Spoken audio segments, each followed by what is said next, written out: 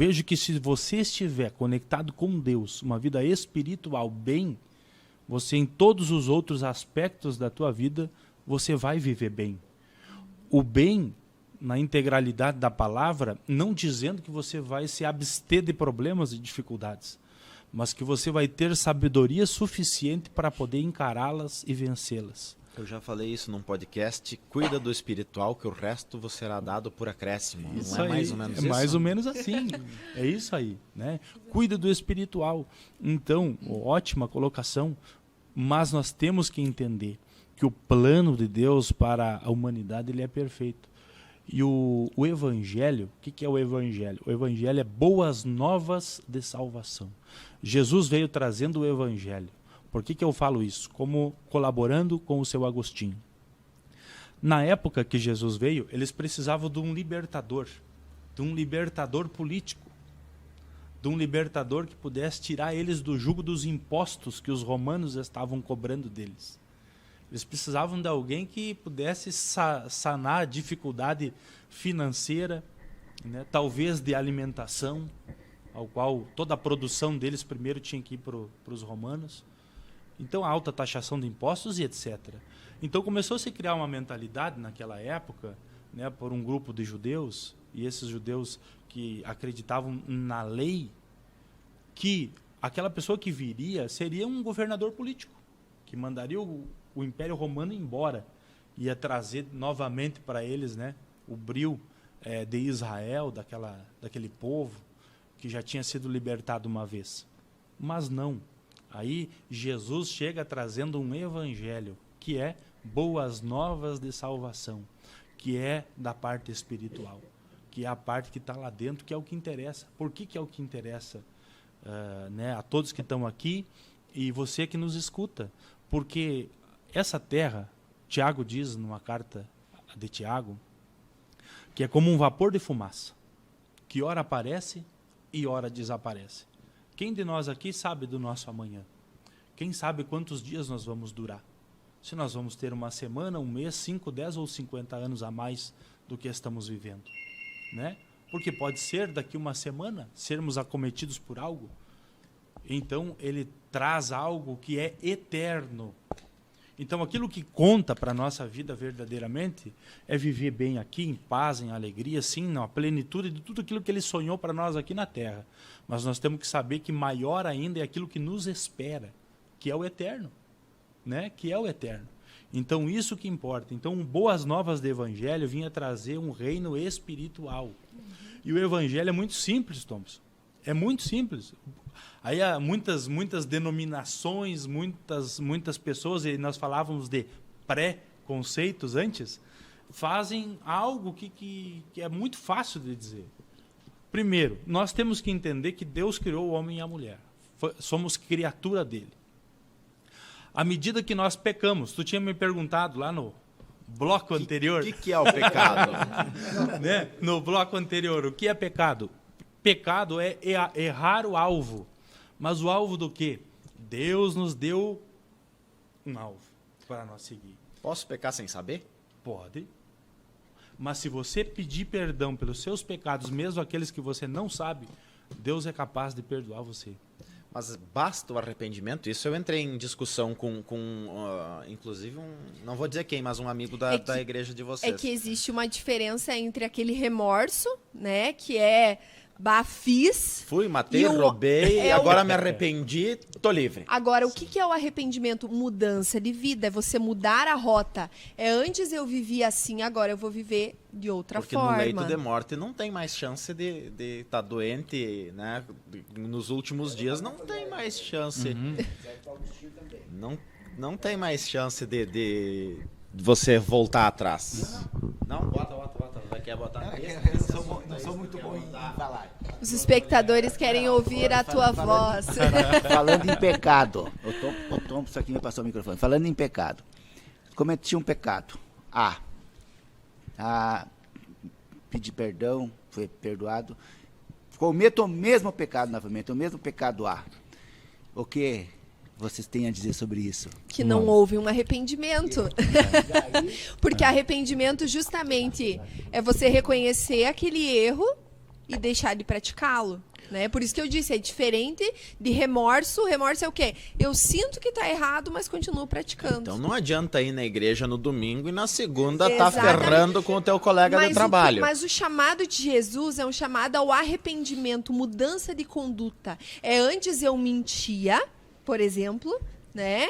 E agora, diante de Deus, eu tive um arrependimento sincero e eu não minto mais. Eu estava indo em uma direção errada, eu me arrependo e eu retorno para esse alvo que é Jesus Cristo, né? Agora, quando não há um arrependimento sincero, volta-se a cometer, a praticar o mesmo pecado. Não adianta ir na igreja daí. Não, assim, ó, vamos lá.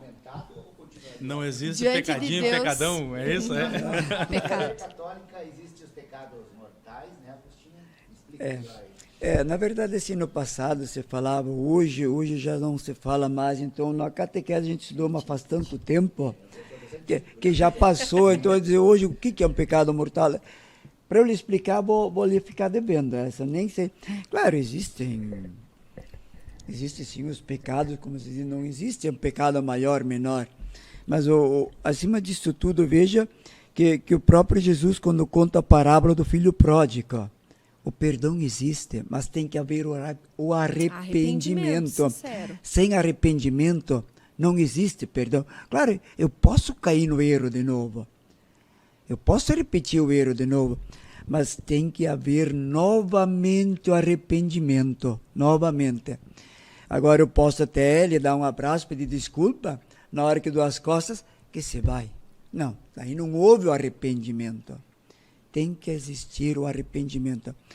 E eu sempre digo assim, nós somos pessoas humanas, a gente erra, mas o divino é saber fazer o arrependimento e voltar ao encontro de Deus e pedir perdão. Eu daqui a pouco posso errar de novo, mas eu sei que Deus me espera, Cristo me espera de braços abertos, mas tem que haver o arrependimento. O problema é que quando há uma repetição desse pecado, né? O Nedel falou, volta a pecar e volta a pecar. No coração do homem se desenvolve a iniquidade. Né? Se desenvolve a iniquidade e isso afasta de Deus. Porque o pecado, ele nos afasta do alvo, ele nos afasta de Deus. Né? Então, se você permanece nesse pecado, cada vez mais distante de Deus você vai estar. Cada vez mais na iniquidade você estará. Né? A Bíblia diz assim, aquele que confessa e deixa, precisa alcançará misericórdia. Aquele que confessa e deixa. Nós temos que entender uma coisa. A igreja, agora lá, né, a instituição, as portas da igreja abertas, onde tem uma liturgia de culto. O culto ele é oferecido a Deus, ela está aberta para todo mundo. E quem está lá, ela não está lá dizendo que ela é santa ou melhor que os outros. É isso que nós temos que entender. As pessoas estão lá na igreja dizendo assim, eu reconheço que eu preciso de ajuda. Eu reconheço que eu sou um pecador. Eu reconheço que sozinho eu vou errar de novo. Nós somos humanos. Eu gosto de dizer que são pecadores que reconheceram que precisam desesperadamente de um Salvador. E aí nós vamos voltar lá no Jardim do Éden. Nós, seres humanos, nós nascemos com o gene do pecado. Porque Adão pecou. Pecado original. Pecado original. Aí nós vamos dar um exemplo aqui. Botamos duas crianças inocentes aqui, sem a malícia já da idade um pouco maior, disso, daquilo, da briga por isso, por aquilo, mas coloca alguns brinquedos com aquelas crianças inocentes. Elas vai dar alguns minutos e elas vão brigar. Porque nós carregamos a maldade, carregamos isso conosco. Então Paulo escreve aos Romanos dizendo assim que todos, ele não está dizendo que um grupo, que isso ou que aquilo não pecaram, ele está dizendo que todos nós pecamos e fomos destituídos da glória de Deus. Então ele está dizendo lá, todos vocês erraram o alvo, todos vocês se afastaram daquilo que eu tinha de propósito original para vocês, que era a adoração. Nós fomos criados com propósito. Nós fomos criados para adorar aquele que nos criou, né? Para nós, com a nossa vida, glorificar aquele que nos criou. Então, quando nós erramos o alvo, nós nos afastamos dele, ele se entristece. Né? Ele deixou o Espírito Santo dele, e essa passagem é muito bonita, antes dele subir ao céu, depois de ressuscitado, ele diz assim, E eu não vos deixarei só, eu vou subir ao Pai, mas eu vou deixar um chamado Consolador, e esse é o Espírito Santo que estará convosco todos os dias até a consumação do século. Ele está dizendo assim, vai deixar alguém para colocar o temor do pecado na vossa consciência, vai colocar esse mesmo que quando você se arrepender, ele vai te abraçar e vai te ajudar. Né? Mas, como eu falei lá anteriormente, Deus sonda o coração daquela pessoa que quer mudar e não está tendo força. E eu vejo aí, Thompson, aí nós entramos numa contradição e você vai me entender, eu como pastor